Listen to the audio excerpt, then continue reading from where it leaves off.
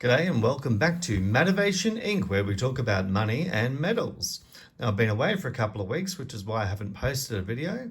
And as you can see from this box in front of you, I've been to the Royal Australian Mint, one of the two meccas for us coin collectors and bullion collectors. The other one, of course, being the Perth Mint. I was visiting friends in Canberra, and of course, I couldn't not go to the Mint.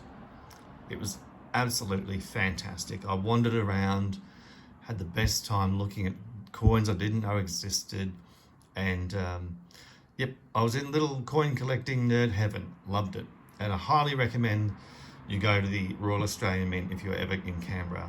I can't wait to get to the Perth Mint now. So now I'm going to show you a couple of the little things I bought there. This one is the Festive Florals Christmas 2024 50-cent piece.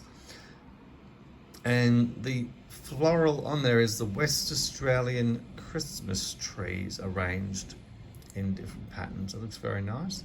Now this comes in this yellow colour, and I think also red, blue, green, and I want to say white. The obverse is, of course, King Charles III, KC3. Not to be confused with KC and the Sunshine Band, for those who remember that. And again, I think Dan Thorne has done a great portrait of the King.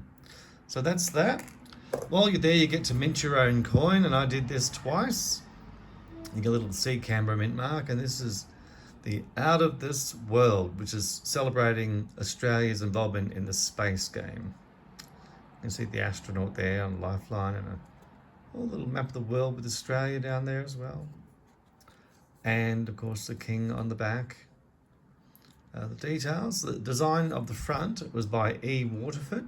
I don't know that designer, but I'm assuming they're a regular designer. And each of the coins has a little bit of celebration or a bit of information about different things with our involvement in space. So the first one talks about amateur astronomers and their contributions to space, including Indigenous Australians, how they used to use the stars to navigate life, like we all did, like the sailors did in the age of exploration.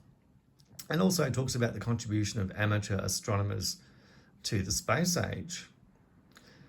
So that's pretty cool. And then this one talks about Australia's space agency and our involvement in space.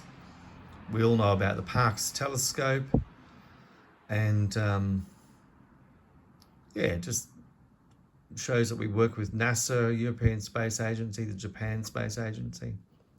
It's pretty cool, hey? Nice little commemorations from my visit to the Mint. This one, of course, is a bit fun. It's called a token penny. It looks like the front looks like it'd be the reverse, like a penny. And this is the obverse, got no royalty on it, but has just Commonwealth of Australia token penny. You can get one for the year you're born. So, of course, I was born in 1968. I got my friends in Canberra, one for each, and their daughter. And then my partner got her one. And then it talks about what happened the year you were born. Of course, I knew that Kylie Minogue was born in the same year as me. Australian boxer Lionel Rose wins the world title. First heart transplant performed in Sydney. The National Library of Australia opens, and if you're in Canberra, you must go there. It's a beautiful building and a beautiful library to see. And thank goodness the computer mouse was invented, because I'm no good at remembering all those keyboard shortcuts. I'd rather right-click on my mouse and let it tell me what I need to do. Now, one more thing I bought, less than $10. It was the book all about Stuart Devlin, who most of you know is the designer of all the Australian coins in circulation right now, except the $2 coin, which was designed by Horst Hahn. The designer with the Midas touch. Now, he was actually a goldsmith and silversmith by trade, and we'll have a quick look at some of the stuff he did, but he was an amazing man. Here's him as a young man. And I think the back will have a picture of him as an older man. There you go. Working in his little workshop. Now, there are too many facts about Stuart Devlin to highlight. He was born in 1931, in the peak of the Great Depression, had a few brothers, all close in age. This book has some early pictures of the design of our coins.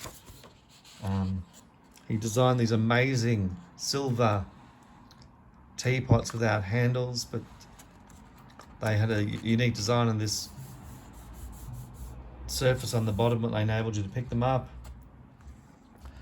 He one thing that was interesting about him was while he was studying, the Worshipful Company of Goldsmiths of the City of London, which is one of those 12 ancient livery companies in the UK, saw a teapot he designed, and then they recognised how impressive his creativity is, and they commissioned him to make one in silver.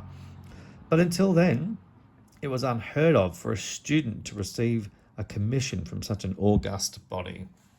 That's pretty cool, hey? He was a workaholic, this man. He just never stopped. I mean, you know, he designed our currency coins, but he also designed coins for the Royal Mint and roughly about 30 other countries. So he was prolific in coin design. Here's the design of the 50-cent piece on the round 50-cent piece, which was first commissioned. The same design was adjusted for the 50-cent piece by him. Pretty impressive. And I want to show you another little coin. We all are used to seeing, well, those who remember the frill neck lizard on the 2-cent piece, but it looks like it was going to be on the 5-cent piece. Of course, we now know the 5-cent piece has the echidna. But that's pretty cool, hey?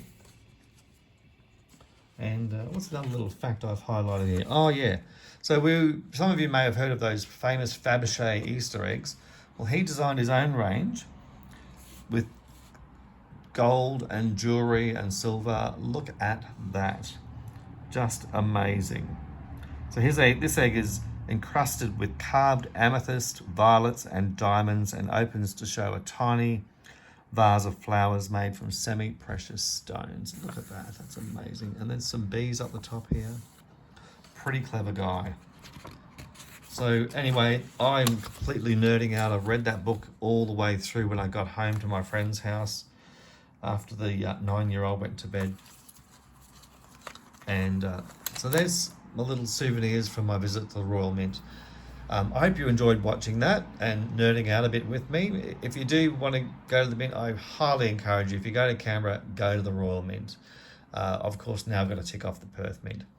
Look, thank you for watching. I hope you enjoyed that with me. If you want to see more coins and collectibles, remember to like and subscribe and throw a comment in if you liked anything. If there's anything here you preferred or didn't like, please throw a comment in the comments and I'll always respond to you.